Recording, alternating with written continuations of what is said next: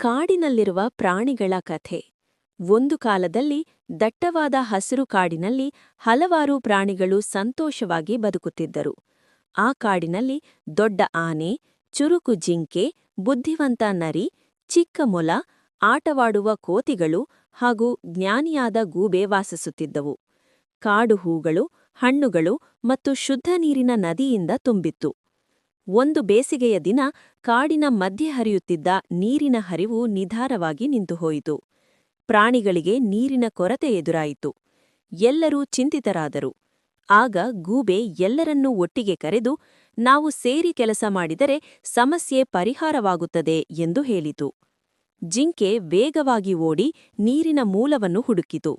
ನರಿ ತನ್ನ ಬುದ್ಧಿಯಿಂದ ಅಡ್ಡಿಯಾಗಿದ್ದ ಮರದ ಕೊಂಬೆಗಳನ್ನು ಗುರುತಿಸಿತು. ಕೋತಿಗಳು ಕೊಂಬೆಗಳನ್ನು ಎಳೆದವು. ಆನೆ ತನ್ನ ಶಕ್ತಿಯಿಂದ ದೊಡ್ಡ ಮರದ ದುಂಬಿಗಳನ್ನು ದೂರ ಸರಿಸಿತು.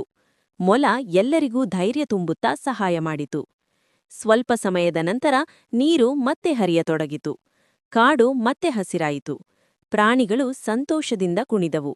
ಆ ದಿನದಿಂದ ಎಲ್ಲ ಪ್ರಾಣಿಗಳು ಪರಸ್ಪರ ಸಹಕಾರ ಮತ್ತು ಸ್ನೇಹವೇ ಜೀವನದ ಶಕ್ತಿ ಎಂದು ಕಲಿತವು.